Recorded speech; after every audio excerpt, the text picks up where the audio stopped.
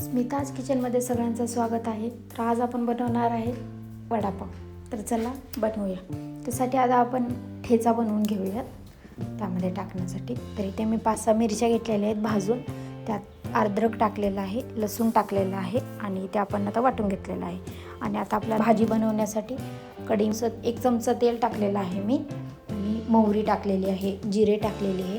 ते तळल्यानंतर आपल्याला कढीपत्ता टाकायचा आहे. यामध्ये कढीपत्ता पूर्ण तळल्यानंतर मग त्याच्यामध्ये आपण वाटलेला हिरवा ठेचा टाकायचा आहे मिरचीचा.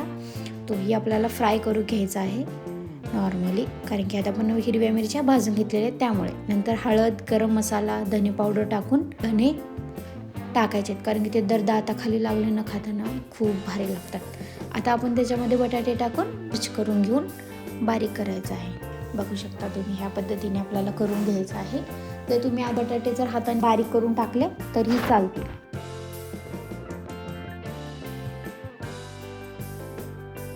कोथिंबीर टाकून मिक्स करून घ्यायचं आहे नॉर्मली. कोथिंबीर तुमच्या आवडीनुसार कमी जास्त करू शकता. चवीपुरतं मीठ टाकायचं आहे इथे आपल्याला, एकदम शेवट टाकायचं आहे, कारण की मग ते जर तेव्हाच आपण गरमी असतानाच टाकलं असतं जास्त तर त्याचं पाणी सुटून ते पातळ झालं असतं त्यासाठी.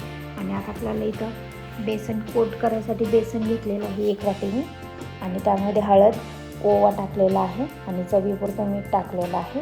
आणि थोडं पाणी टाकून आपल्याला मिक्स करून घ्यायचं आहे. याची कंसिस्टन्सी आपल्याला जास्त पातळ ठेवायची नाही आहे किंवा जास्त घट्टही करायची नाही आहे. चिमूटभर सोडा टाकून मिक्स करून घेतलेला आहे.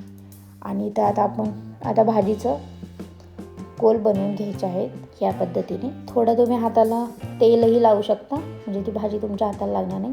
इथे मी 7-8 करून घेतलेले आहेत. आणि आता हे तळायचे आहेत आपल्याला. त्यासाठी कढईमध्ये तेल टाकून गरम केलेलं आहे.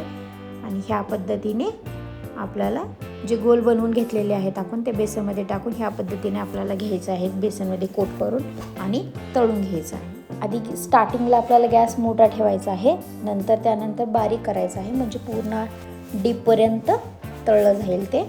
आणि ह्या पद्धतीने बघू शकता आपण इथे तळलेलं आहे. आता इथे मी घेतलेलं आहे तळून, बाकीचेही तळून घेतलेले आहेत. आणि आता अशी पाव कट करून घ्यायचा आहे. हात ग्रीन चटणी लावून घ्यायची आहे, त्यावरती आपण जे त्यामध्ये तळलं होतं बुंदी ठेवून घ्यायची आहे. आणि नंतर त्यामध्ये आपण तळून घेतलेला वडा ठेवायचा आहे, लाल चटणी ठेवायची आहे आणि मग मिरचीसोबत पुण्याचा फेमस वडापाव असा खायला सुरुवात करूया आपण.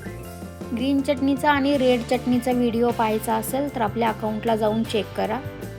आणि असेच नवीन व्हिडिओ पाहण्यासाठी मला सबस्क्राईब करायला विसरू नका आणि असंच सपोर्ट करत राहा.